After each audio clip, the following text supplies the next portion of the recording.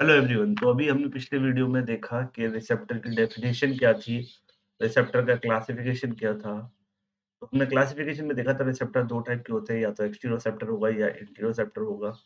अब इस वीडियो में हम डिस्कस करेंगे प्रॉपर्टीज रिसेप्टर की, जिसमें हमें टोटल 6 प्रॉपर्टीज डिसाइड करनी है। स्पेसिफिसिटी ऑफ रिस्पॉन्स क्या होता है, एडेप्टेशन या सेंसरी एडेप्टेशन का क्या मतलब है, response to increase in strength of stimulus से क्या मतलब है, सेंसरी ट्रांसडक्शन क्या होता है, रिसेप्टर पोटेंशियल क्या है और लॉ ऑफ प्रोजेक्शन क्या है। चलिए डिस्कस करते हैं इन सारे पॉइंट्स को। प्रॉपर्टीज ऑफ रिसेप्टर्स में पहली प्रॉपर्टी आती है स्पेसिफिसिटी ऑफ रिस्पॉन्स, यानी किसी भी स्टिमुलस के लिए हमारी बॉडी एक स्पेसिफिक रिस्पॉन्स देती है, कोई भी नर्व। ठीक है, उसको मुलर्स लॉ भी कहा जाता है। चलिए डेफिनेशन क्या कहती है देखते हैं। That specificity of a response or Muller's law refers to the response given by a particular type of receptor to a specific sensation। तो ऐसा नहीं है कि एक ही रिसेप्टर में डिफरेंट टाइप के सेंसेशन आ सकते हों, यानी जिस रिसेप्टर से टेम्परेचर जा रहा है उसी से पेन भी जाएगा, ऐसा नहीं है। हर एक स्पेसिफिक सेंसेशन के लिए स्पेसिफिक रिसेप्टर होता है और उसी रिसेप्टर के थ्रू वो स्टिमुलस ट्रेवल करता है। ठीक, जैसे एग्जांपल में देखूं तो पेन रिसेप्टर जो है वो give response only to the pain sensation. ऐसा नहीं है पेन अगर मान लो प्रेशर्स की वजह से हो रहा है तो वो प्रेशर को भी वो डिफाइन करेगा, नहीं, ऐसा नहीं है। Temperature receptor give response only to the temperature sensation. ठीक है, तो ये एक बात आपको याद रखनी है कि जो रिस्पॉन्स होता है किसी भी रिसेप्टर का वो स्पेसिफिक होता है उस पर्टिकुलर टाइप की सेंसेशन के हिसाब से। इसके अलावा each type of sensation depends upon the part of the brain in which its fiber terminate। और सेंसरी एरिया हमारे ब्रेन में हर तरीके के स्टिमुलस के लिए अलग अलग है। इसीलिए ये इस बात पे भी डिपेंड करेगा कि ये जो फाइबर है जिसके थ्रू ये जो रिसेप्टर है या फाइबर बोल दो, नर्व फाइबर है, ये ब्रेन के किस पार्ट पे एक्ट करेगा। ठीक, तो specificity of response is also called Muller's doctrine, है ना। मुलर्स नाम के साइंटिस्ट के नाम पर इसका नाम क्या गया है, Muller's doctrine of specific nerve energies और रेस्पॉन्सेस। ठीक है, ये एक हमारी पहली प्रॉपर्टी हो गई। अब हमारी सेकंड प्रॉपर्टी जो रिसेप्टर शो करते हैं उसमें आता है एडेप्टेशन या सेंसरी एडेप्टेशन बोलते हैं, क्योंकि रिसेप्टर का काम ही सेंसेस को गेन करना है। ठीक, adaptation is decline in discharge of sensory impulse when a receptor is stimulated continuously with constant strength। इसका मतलब ये है कि एडेप्टेशन, हम किसी भी चीज के एडेप्टेड कैसे हो जाते हैं। सिंपल भाषा में अगर आप समझें तो एडेप्टेशन का मतलब है कि धीरे धीरे हमें किसी चीज की आदत हो जाना, है ना। तो आदत हो जाती है तो हमारा रिस्पॉन्स धीरे धीरे उसके लिए कम हो जाता है। इनिशियली ज्यादा होता है फिर कम हो जाता है।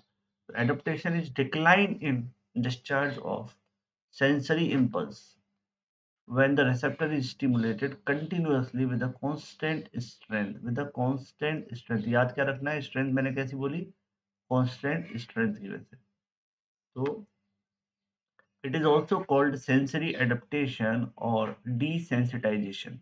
क्या बोलते हैं, डीसेंसिटाइजेशन। बिल्कुल ऐसे समझिए कि मान लीजिए आप कहीं पर बैठे हैं और आपको कोई चीज टच हो रही है आपके पैर से, तो इनिशियली आपको पता चलेगा कि हाँ ये कुछ टच हो रहा है। फिर धीरे-धीरे अगर आपका ब्रेन उसको गेन कर लेगा तो फिर आपको कोई फ़र्क नहीं पड़ेगा कि वो कितना टच हो रहा है, जब तक कि वो बहुत ज़्यादा सेंसिटिविटी को बढ़ा ना दे। Depending upon the adaptation time receptors are divided into 2 type. तो ये जो एडप्टेशन टाइम है, किसी चीज़ के एडप्ट होने में कितना टाइम लग रहा है रिसेप्टर को, उस बेसिस पे 2 टाइप के होते हैं, फेज़िक और टोनिक, है ना। एक होता है फेज़िक रिसेप्टर। फेज़िक रिसेप्टर क्या है, जो एडप्ट हो जाते हैं रैपिडली, बहुत तेजी से ये वाले रिसेप्टर एडप्ट हो जाएंगे किसी भी स्टिमुलस के लिए, जैसे टच एंड प्रेशर। अगर ध्यान से सोचेंगे तो ये दो ऐसे स्टिमुलस हैं जो डे टू डे बेसिस पे हमारे सर्वाइवल में हेल्प कर रहे हैं। हमें जब तक किसी चीज़ से टच होकर हमें ये पता ना चले या कोई प्रेशर फील ना हो, तब तक हमें कोई प्रॉपर सेंसरी इंफॉर्मेशन मिलती भी नहीं है। टोनिक रिसेप्टर की मैं बात करूँ तो टोनिक रिसेप्टर एडप्ट स्लोली। ये जो रिसेप्टर हैं वो धीरे-धीरे एडप्ट करते हैं। जैसे muscle spindle, pain receptor, cold receptor, ठीक है? ये जो मसल कॉन्ट्रैक्शन के लिए बात करें, आप मसल स्पिंडल्स की बात करें, उसकी जो टोन है मसल की, या पेन है, पेन भी अगर किसी कांस्टेंट जगह पर पहले होगा, पहले मान लो, तो हमको तुरंत पता चलेगा। फिर धीरे-धीरे अगर हमें पता है कि अब ये जो स्टिमुलस है इसको हटाया नहीं जा सकता, पेन हमें थोड़ा-थोड़ा, तो धीरे-धीरे हमारे ब्रेन में उसको एडॉप्ट कर लेगा और थोड़े बहुत पेन पेन को हम सहने लगेंगे। ऐसे ही कोल्ड है, जैसे ही हम एकदम से कोल्ड चीज़ को खाते हैं या पीते हैं तो हमें एकदम से सेंसिटिविटी होती है। लेकिन थोड़ी-थोड़ी देर बाद फिर हम उस कोल्ड ड्रिंक को या किसी भी कोल्ड चीज़ को आसानी से खा सकते हैं या टच कर सकते हैं, क्योंकि हमारी बॉडी एडॉप्ट हो जाती है धीरे-धीरे, ठीक? एडप्टेशन में बेसिकली सेंसरी एडप्टेशन में 2 तरीके के रिसेप्टर शो होते हैं, या क्या कह सकते हैं आप, सेंसरी एडप्टेशन के बेसिस पर हम रिसेप्टर को 2 क्लासेस में बाँट सकते हैं, एक है फेज़िक और दूसरा है टोनिक। अब बात करते हैं प्रॉपर्टीज़ ऑफ रिसेप्टर में, तीसरा जो है वो है response to increase in strength of stimulus, ठीक है? अगर मैंने बोला वहाँ पर कांस्टेंट स्टिमुलस था, ठीक, लेकिन अब अगर हम स्ट्रेंथ अगर स्टिमुलस की बढ़ा दें तो क्या होगा? उसके लिए ये जो आपकी इक्वेशन लिखी है R इक्वल टू के लॉग एस, ये आप याद कर लीजिए। R इक्वल टू के लॉग एस, ये मैथमेटिकल डेरिवेशन है, ठीक है? इसको हम वेबर फेचनर लॉ भी बोलते हैं। क्या बोलते हैं? इसको जिस साइंटिस्ट ने दिया था उसके नाम पर वेबर फेचनर लॉ भी बोलते हैं। यहाँ पर क्या होगा कि during the stimulation of a receptor, if the response given by the receptor is double, the strength of the stimulus must be increased 100 times। यानी अगर मुझे किसी रिसेप्टर से जो रेस्पॉन्स लेना है, या अगर कोई रिसेप्टर कोई रेस्पॉन्स शो कर रहा है और वो पहले के मुकाबले डबल क्वांटिटी में है, तो इसका मतलब है ऐसा इसलिए हुआ है क्योंकि जो स्टिमुलस है वो कम से कम 100 टाइम्स ज़्यादा दिया गया है, ठीक? This phenomena is called Webb-Fechner law, which states that intensity of response or sensation of receptor is directly proportional to the logarithmic increase in the intensity of stimulus। और इस वेब-फेचनर लॉ के हिसाब से R इक्वल टू के log S. अब ये R के S क्या है? देखिए, R है आपकी इंटेंसिटी ऑफ रिस्पॉन्स, है ना? जिसको हम सेंसेशन भी बोल सकते हैं। के कांस्टेंट वैल्यू है जो मैथमेटिकली ड्राइव की गई है, और एस क्या है? इंटेंसिटी ऑफ द स्टिमुलस, ठीक? तो ये याद रखना है कि जो स्ट्रेंथ की स्टिमुलस की स्ट्रेंथ है या इंटेंसिटी है वो कितनी होगी? 100 टाइम्स बढ़ जाएगी। किसके? अगर इंटेंसिटी 1 है तो ये इसका 100 टाइम्स मान लीजिए, ठीक?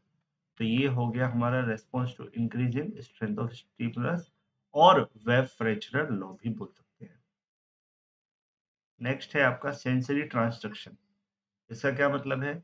सबसे पहले हमें पढ़ना है ट्रांसडक्शन क्या होता है। तो सेंसरी ट्रांसडक्शन में क्या है कि it is the process, basically transduction is the process by which energy, और एनर्जी किस फॉर्म में होगी? स्टिमुलस के फॉर्म में होगी। Energy in the environment is converted into electrical impulse, ठीक है? कोई भी फॉर्म हो एनर्जी की, मैकेनिकल फॉर्म कोई भी हो, ठीक है, उसका इलेक्ट्रिकल इम्पल्स में कन्वर्ट होना नर्व फाइबर के अंदर, यही क्या है? ट्रांसडक्शन, और conversion of one form of energy और इनटू अनदर। क्लियर? अब होगा क्या कि when a receptor is stimulated it gives response by sending information about the stimulus to the CNS. तो जब भी हम किसी रिसेप्टर को स्टिमुलेट करते हैं तो वो सारी इंफॉर्मेशन को कहाँ पहुंचाता है? सीएनएस के पास, ठीक? और सीएनएस में जाके एक पर्टिकुलर एरिया को स्टिमुलेट कराता है। Series of events occur by carry out this function. सबसे पहले क्या होगा? सबसे पहले तो जो रिसेप्टर है उसमें पोटेंशियल डेवलप होगा, एक्शन पोटेंशियल, है ना? तो रिसेप्टर पोटेंशियल में डेवलप होने के बाद इसके क्या डेवलप होगा? Action potential. सिंपल सी बात है ना, कोई भी इलेक्ट्रिकल पोटेंशियल डेवलप होने का मतलब ये नहीं है कि वो ट्रेवल करेगा, एक्शन शो करेगा। वो रेस्टिंग मेम्ब्रेन पोटेंशियल में चेंज भी हो सकता है। क्लियर। और ये है एक्शन मेम्ब्रेन पोटेंशियल, तो पहले आरएमपी उसके बाद AMP, clear. Sensory transduction varies depending upon the type of receptor. किस बात पर डिपेंड करेगा, किस टाइप का रिसेप्टर हम स्टडी कर रहे हैं। For example chemo receptors convert chemical energy, है ना, जैसे आपका कौन कौन सा हो गया, स्मेल हो गया, ये केमिकल है, और टेस्ट हो गया, है ना। इसको हमें पता कैसे चलेगा ब्रेन को, थ्रू सेंसरी फाइबर। तो ये जो कीमो रिसेप्टर कन्वर्ट कर देते हैं सेम स्मेल और टेस्ट को, वो कैसे रिसेप्टर से बेसिकली उतना भी ट्रांजैक्शन होगा, क्योंकि हमारा ब्रेन तो केमिकल को नहीं पहचान सकता, लेकिन उसको जब हम इलेक्ट्रिकल इम्पल्स के फेज में पहुंचाएंगे तो पहचान जाएगा। दूसरा है touch receptor. Touch receptors convert mechanical energy into action potential. ये मैकेनिकल, तो टच हो गया, प्रेशर हो गया, ये दोनों के दोनों कैसे हैं, मैकेनिकल फॉर्म ऑफ एनर्जी है जो हमारा ब्रेन रेडी कर लेता है। हमारी फिफ्थ प्रॉपर्टी है रिसेप्टर पोटेंशियल। रिसेप्टर पोटेंशियल क्या है, बेसिकली अभी हमने पढ़ा एक्शन पोटेंशियल से पहला स्टेप जो होगा वो रिसेप्टर पोटेंशियल होगा, यानी जो रिसेप्टर है उसके अंदर भी इलेक्ट्रिकल चेंजेस देखने को मिलेंगे, बट ड्यू टू केमिकल और मैकेनिकल ये डिपेंड करेगा ट्रांसडक्शन पर। तो receptor potential is a non propagated, है ना। अगर यही में प्रोपेगेटेड वर्ड होता तो वो एक्शन हो जाता, एक्शन पोटेंशियल, जबकि ये कैसा है, रेस्टिंग। तो non propagated transmembrane potential difference that develop when a receptor is stimulated, it is also called generator potential. ठीक है, जनरेटर पोटेंशियल, क्योंकि यही जनरेट करता है एक्शन पोटेंशियल को। Receptor potential is short lived, क्योंकि या तो ये डाई हो जाएगा, मर जाएगा, या ये एक्शन पोटेंशियल में कन्वर्ट हो जाएगा। तो ये एक तरीके की ट्रांजिएंट फेज होती है, इसीलिए इसको ट्रांजिएंट रिसेप्टर पोटेंशियल भी बोला जाता है, क्योंकि एक फॉर्म से दूसरे फॉर्म में कन्वर्ट होना है। Receptor potential is not action potential, है ना। तो receptor potential is later on gives rise to action potential, but it is not action potential, it is graded potential। ठीक है, ये स्टेप बाय स्टेप ऐसे ऐसे ग्रेडेड ग्रेडेड, जब तक ये लेवल नहीं होगा तब तक एक्शन पोटेंशियल। तो अगर ये इस लेवल तक रह गया तो ये graded potential. It is similar to excitatory post synaptic potential in synapse. ठीक है, कोई भी साइनेप्स बने, यानी एक न्यूरॉन का एंड, मान लीजिए एक न्यूरॉन का एंड है, ये दूसरा न्यूरॉन है, तो ये पोस्ट साइनेप्टिक रिसेप्टर्स होते हैं। ठीक है, तो यहाँ पर आने वाली इंफॉर्मेशन जब इसको मिलेगी तो इसमें क्या जनरेट होगा, सबसे पहले ईपीएसपी। ठीक है, क्या जनरेट होगा, ईपीएसपी। दूसरा end plate potential in neuromuscular junction. यही हमें, अगर ये नर्व नर्व के बीच में ना होकर नर्व और मसल में होगा तो ये न्यूरोमस्कुलर जंक्शन पर देखने को मिलेगा। Electronic potential in nerve fibre, और अगर एक नर्व से दूसरी नर्व के पास जा रहा है तो भी हम इसको बोल देंगे, ये भी एक तरीके का रिसेप्टर पोटेंशियल है। ये हमेशा टर्मिनल एंड्स पर, जहाँ पर दो डिफरेंट टाइप के टिश्यू या दो सेम टाइप के टिश्यू में इंफॉर्मेशन ट्रांसफर हो रही है, वहां देखने को मिलेगा। प्रॉपर्टीज एंड सिग्निफिकेंस क्या है रिसेप्टर पोटेंशियल की। देखिए, प्रॉपर्टीज की बात करें तो receptor potential has two important properties. पहली प्रॉपर्टीज तो यही है कि ये नॉन प्रोपेगेटेड है ना, ये ट्रेवल नहीं करता है, प्रोपेगेट नहीं होगा, ये रिसेप्टर में ही रहेगा। क्लियर। और दूसरा, it does not obey all और नन लॉ। ठीक है, तो जैसे एक्शन पोटेंशियल है वो ऑल और नन, या तो ट्रेवल करेगा एक बार शूट हो गया, ठीक है, या नहीं करेगा। जबकि ये ऐसा नहीं है, ये ओबे नहीं करता, क्योंकि जो भी रिस्पॉन्स हमारी नर्व शो करेगी या रिसेप्टर शो करेगा, अगर वो थोड़ा सा भी पोटेंशियल डिफरेंस आ रहा है तो वो शो करेगा, लेकिन वो कैसा होगा, नॉन प्रोपेगेटेड होगा, इसीलिए ये ऑल और नन लॉ को फॉलो कर रहा है। सिग्निफिकेंस की बात करें तो when the receptor potential is sufficiently strong, or we can say when the magnitude is about 10 millivolt, it causes development of action potential in the sensory nerve। तो अगर इनिशियल वैल्यू और फाइनल वैल्यू के बीच में minimum 10 से 15 millivolt का भी difference आ जाए, तो आप ये मान के चलिए जो रेस्टिंग मेम्ब्रेन पोटेंशियल था, उसमें रिसेप्टर पोटेंशियल डेवलप हो जाएगा, ठीक है? इसलिए इसकी इम्पोर्टेंस है कि ये कभी भी नॉन प्रोपेगेटेड नहीं है, लेकिन कभी भी नेगेटिव रिजल्ट या ज़ीरो रिजल्ट नहीं दिखाएगा, क्योंकि ये ऑल और नन लॉ को फॉलो नहीं करता। मैकेनिज़्म क्या है डेवलपमेंट ऑफ रिसेप्टर पोटेंशियल की, तो देखते हैं सबसे पहले कि एक एग्ज़ाम्पल लेते हैं हम किसका? पैसिनियन कार्पसल्स, ठीक है? पैसिनियन कार्पसल्स कहाँ पर आ रही थी हमारी? प्रेशर के लिए। किसके लिए? प्रेशर के लिए। जनरली साइंटिस्टों ने स्टडी करने के लिए जो सबसे बेस्ट रिसेप्टर पकड़ा, वो पैसिनियन कार्पसल पकड़ा। क्यों? क्योंकि इसका लार्ज साइज़ होता है और इसका जो एनाटॉमिकल कॉन्फ़िगरेशन है या जो इसका स्ट्रक्चर है, वो काफ़ी ईज़ी है स्टडी करने के लिए रिसेप्टर पोटेंशियल। और इसको जो हमने निकाला कहाँ से कार्पसल्स को? It can be easily dissected from the mesentery of experimental animal. किसी भी एक्सपेरिमेंटल एनिमल में जिसमें हम स्टडी कर रहे हैं, उसकी मेसेंटेरी से हमने इसको निकाला है कार्पसल्स को, ठीक है? In the Pacinian corpuscles, the tip of the nerve fiber is unmyelinated. Important बात, ठीक? और आपको पता है कोई भी रिसेप्टर जो है वो अलग-अलग स्ट्रक्चर और शेप का हो सकता है। तो मान लीजिए ये नर्व फाइबर हो गया और इसके ऊपर ये आपका कैप्सुलर स्ट्रक्चर बना हुआ है। ये कुछ ऐसा दिखेगा, ठीक? लेकिन ये नर्व फाइबर कैसा है मेरा? अनमाइलिनेटेड।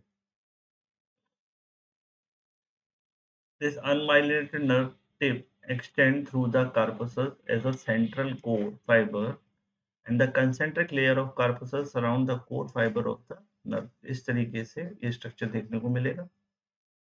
इसके बाद देखिए, ये दो कंडीशन आती है। पहली कंडीशन है बिफोर स्टिमुलेशन क्या होगा और आफ्टर स्टिमुलेशन क्या होगा। बिफोर स्टिमुलेशन अगर आप देखें तो यहाँ पर ये सब पॉजिटिव चार्ज है, ठीक है? यानी नर्व के बाहर कैसा चार्ज है? पॉजिटिव। और नर्व के अंदर कैसा चार्ज है? नेगेटिव, नर्व फाइबर के अंदर, ठीक। लेकिन आफ्टर स्टिमुलेशन क्या हो रहा है? इस ब्लू कलर की लाइन में आप देख पा रहे होंगे, इतना रीजन बाहर नेगेटिव हो गया और अंदर पॉजिटिव हो गया। इसका मतलब यहाँ पर क्या हुआ? स्टिमुलस मिलते ही, इससे पहले वाले में स्टिमुलस नहीं है, देखिए।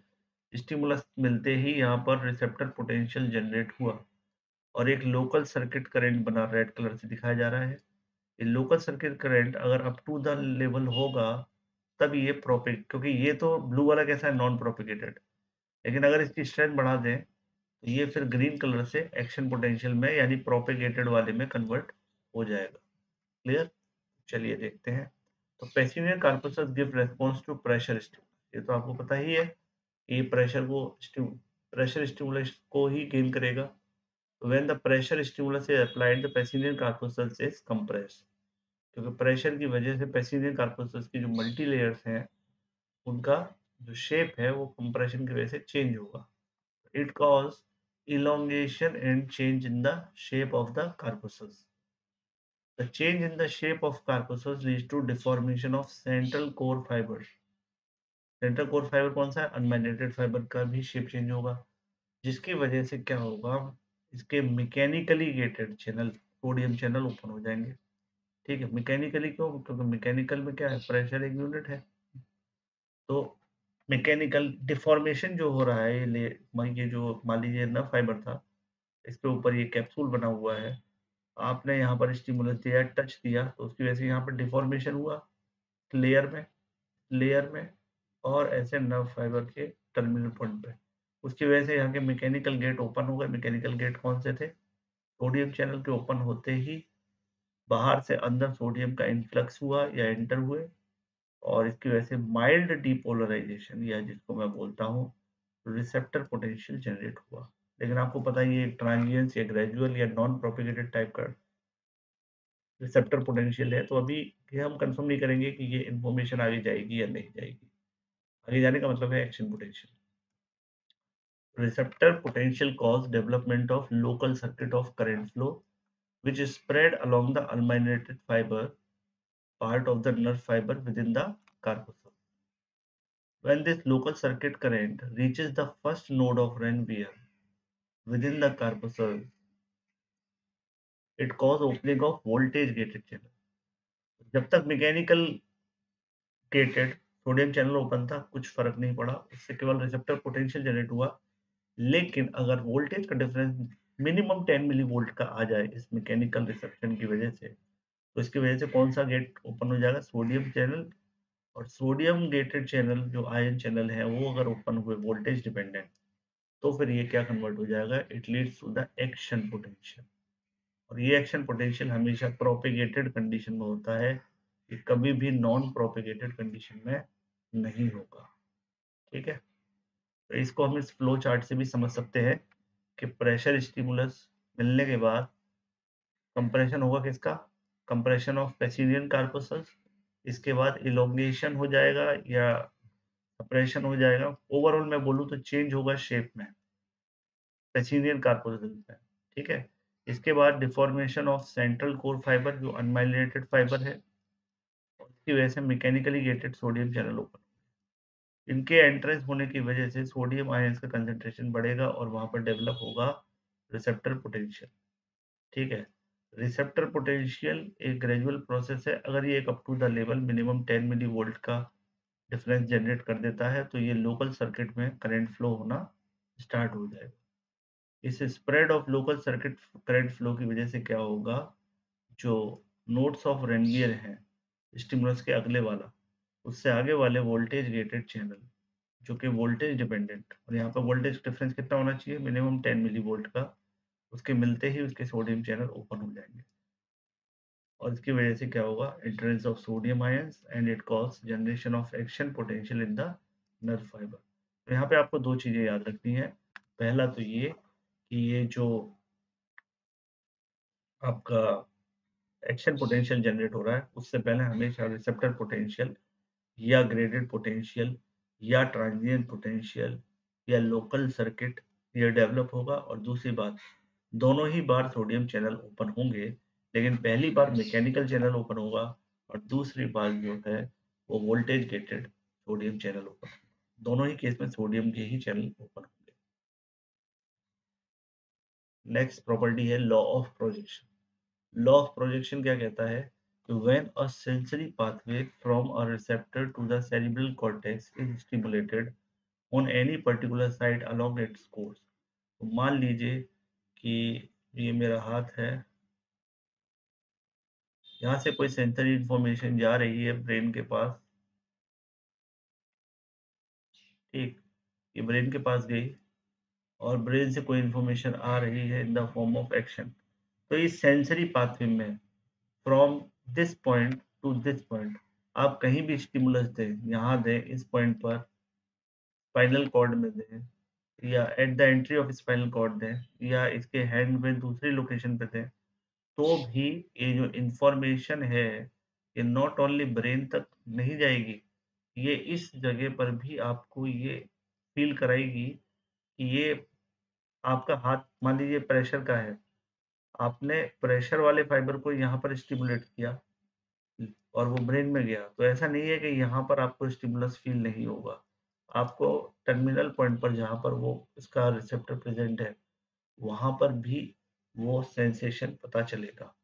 The sensory pathway from a receptor to cerebral cortex is stimulated on any particular side along its course. The sensation caused by stimulus is always felt or referred. Referred mean का मतलब क्या होता है? एक जगह से दूसरी जगह जो फील हो at the location of receptor irrespective of the site of the stimulation. आपने रिसेप्टर तो यहाँ था टर्मिनल एंड पर, हाथ की उंगली पर, लेकिन आपने स्टिमुलेट कहाँ किया? मान लीजिए आपने स्टिमुलेट किया बाइसेप्स पर या आपने स्टिमुलेट किया हैंड पर, तो इसी को बोला गया है कि हमको पूरे रास्ते में कहीं भी स्टिमुलेट करो, लेकिन हमको जो ओरिजिनल जहाँ से गेन होना था रिसेप्टर के थ्रू, उस रिसेप्टर वाले पॉइंट पर भी वो सेंसेशन फील होगा। इसी को बोला गया है लॉ ऑफ प्रोजेक्शन। क्या बोला गया है? Law of projection. एग्जाम्पल्स की मैं बात करूं लॉ ऑफ प्रोजेक्शंस की, तो पहला है कि if the somesthetic area in right cerebral cortex, आपको पता है ब्रेन के दो पार्ट में डिवाइड किया गया है, राइट सेरिब्रल हेमिस्फीयर और लेफ्ट सेरिब्रल हेमिस्फीयर। जो राइट वाला है वो आपकी लेफ्ट बॉडी को कंट्रोल करता है और लेफ्ट वाला राइट बॉडी पार्ट्स को कंट्रोल करता है। ठीक है, तो जब भी आपका राइट सेरिब्रल कॉर्टेक्स स्टिमुलेट होगा, इसका मतलब क्या है कि रिसीव जो हुआ है सेंसेशन वो कौन से हैंड से हुआ है, राइट से या लेफ्ट से? बिल्कुल, लेफ्ट हैंड इज स्टिमुलेटेड, इसकी वजह से राइट में फील हो रहा है। तो sensation are felt in left hand and not in the head. तो अब आपने, मैंने क्या बोला, रास्ते में कहीं भी या सीधा ब्रेन, जहां पर ये इंफॉर्मेशन जा रही है लेफ्ट हैंड से किसी चीज को टच किया, तो इसका एक एरिया होगा हमारे ब्रेन में। तो ब्रेन में उस एरिया को ही डायरेक्ट जाके अगर हम स्टिमुलेट करें, ठीक है, तो भी वो जो स्टिमुलेशन है मुझे हेड में फील नहीं होगा, मुझे वो फील कहाँ पर होगा? अपने हैंड पर, जहाँ से इनिशियली ये इंफॉर्मेशन ट्रेवल कर रही थी। ठीक है, इसीलिए इसको रेफर्ड स्टिमुलस भी बोल सकते हैं हम, क्योंकि केवल जहाँ पर स्टिमुलस ओरिजिनेट हो रहा है, उस पूरे पाथवे में आप जहाँ भी स्टिमुलेट करोगे, तो आपको डिस्टल या उस पॉइंट पर जहाँ से पहली बार इंफॉर्मेशन को आना था, वहाँ पर भी वो फ़ील होगा। दूसरा है sensation complaint by amputated patient. Amputation का मतलब होता है किसी भी बॉडी पार्ट को कट करके निकाल देना। जैसे किसी का हाथ-पैर एक्सीडेंट में कट जाते हैं, तो उसको एम्प्यूटेशन बोलते हैं। इन मिसिंग लिम्ब, और इसको फैंटम लिम्ब भी बोलते हैं, इसके पेन की वजह से, है ना? इसको फैंटम पेन भी बोला जाता है, फैंटम लिम्ब भी बोलते हैं। It is the best example of law of projection. होता क्या है कि if a leg has been amputated, the cut end heal with scar formation. ठीक, the cut end of nerve fibers are merged with the scar. If the cut end of sensory nerve fibers are stimulated during the movement of the thigh, the patient feel as if the sensation is originating from the non-existing. Simple सी बात है, मान लीजिए ये Thai है, ये knee joint है, ये काफ मसल हो गए और ये पैर हो गया। अब आपने इसका रिसेप्टर यहाँ था, ठीक है, ये रिसेप्टर थे। लेकिन अब आपने इसका पैर कट कट कर दिया यहाँ से, ठीक है? और ये पैर केवल यहाँ तक है।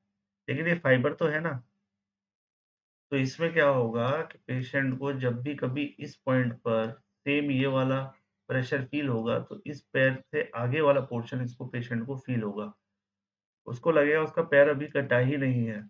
अभी भी उसके पैर में या पैर के अंगूठे में या पैर के बेस पर खुजली हो रही है, तो वो बोलेगा भी कि अपने अटेंडेंट को, अपने रिलेटिव्स को, कि मेरे पैर में थोड़ा-सा पेन हो रहा है, इसको थोड़ा ठीक करो। फिर बाद में धीरे-धीरे उसको आदत पड़ेगी कि नहीं, अब ये पैर कट चुका है, ठीक है? तो ये बातें आपको याद रखनी है कि जो लॉ ऑफ प्रोजेक्शन है वो ज़रूरी नहीं है कि पॉइंट ऑफ ओरिजिन पर ही मैटर करता है। उस पूरे पाथवे में आप कहीं भी स्टिमुलस देंगे, तो भी आपको ऐसा ही फ़ील आएगा कि पॉइंट ऑफ टर्मिनेशन या जहाँ से आपने गेन किया था, वो पॉइंट पर ही स्टिमुलस मिल रहा। तो इसकी वजह से patient feel pain in non existence limb, जो है ही नहीं, उस पैर में भी उसको पेन फील हो रहा है। अब ये पैर है ही नहीं, तो भी वो कह रहा है कि मेरे पैर के अंगूठे में पेन हो रहा है। इसको क्या बोला गया है? फैंटम लिम्ब पेन बोला गया है। इसी के साथ इसको खत्म करते हैं। नेक्स्ट चैप्टर को डिस्कस करेंगे।